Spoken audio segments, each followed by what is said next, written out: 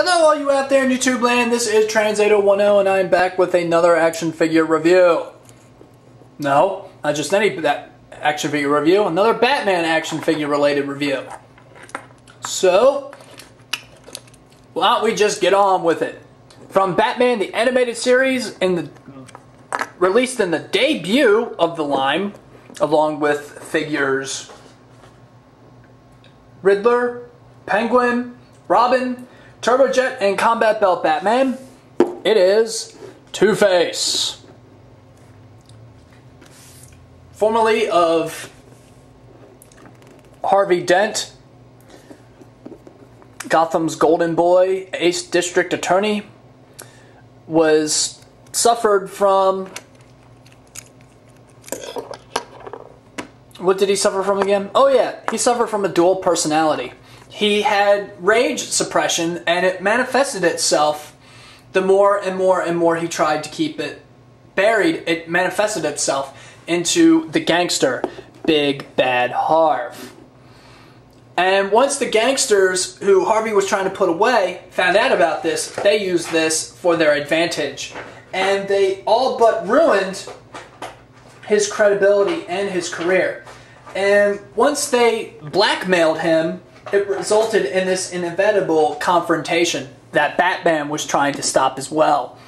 Well, the resulting fight ended up with Batman fighting a guard, a gangster, with Harvey Dent going after the master criminal, Rupert Thorne, who had evidence that would be damaging to his re-election campaign. So, Batman trying to save Dent inadvertently caused an explosion that scarred half of his face. And when this happened, Big Bad Harv became the more dominant persona, with Harvey Dent trying to succeed control. And that resulted in the coin. He became a dual personality, but they could not come with the decision without the intervention of a coin. And before then, Harvey Dent was just... Before the animated series, Harvey Dent was more or less just a district attorney who had acid thrown in his face and then had the dual personality afterwards. Good and bad. Good, evil, nice, and naughty. Well, the figure itself is a very nice representation. Because it's an action figure he needs to sit, he does have an open jacket. Normally it was closed. One thing that I didn't like was the white plastics. Instead of an all black plastic, his chest and his leg were actually colored in a white plastic, which actually becomes more of a teal, almost like a blue color. It just doesn't really look right. But that's just more or less me nitpicking.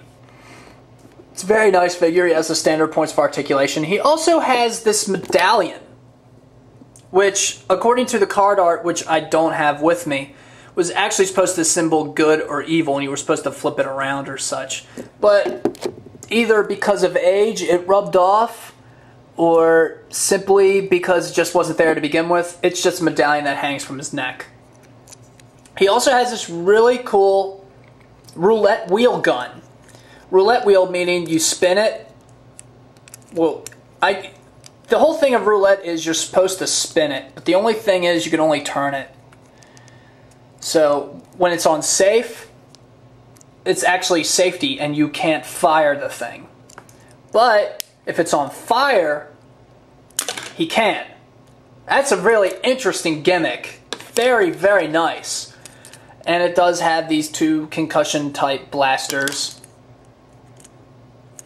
It looks similar to like a very heavy artillery with like a roulette wheel attached to it. It doesn't look like something that would belong in the animated series, but it doesn't look like it... But it doesn't look like it belongs in the animated series universe, but it still fits to some degree. and he can hold it in his right hand. One thing I have to disagree with, though, is they decided at this point that they were going to start putting pegs, these little rings, around, and it's really hard for these figures. It's hard for them to let go, but it could actually ruin the paint of the hands if you're not too careful. So be very, very careful if you're like me and very, very anal about such things.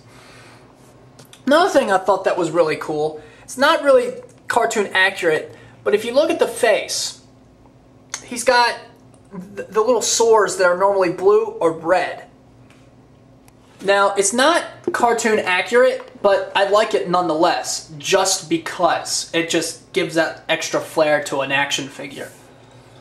Now, these were before action figures started wearing these really ridiculous harness and having these oversized gimmicks. And I think this figure would, starting with the animated series, would have been the start of all of that. I mean, look at the gimmicks for some of the Batman Forever action figures. They were really extravagant. And then Batman and Robin. Rooftop Pursuit Batman, people. Come on now. So he's a very nice figure. Very, very rare and really hard to come by. And you'll be lucky if you pay under 20 bucks for a mint and on sealed card. Just because he was available with the initial launch figures, and he kind of disappeared after the first year. So he is kind of hard to come by.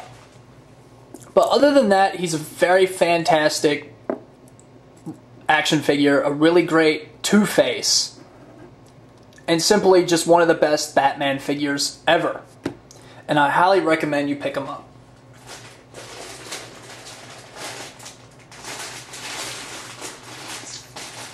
So, this is Transato 10, and I am signing off.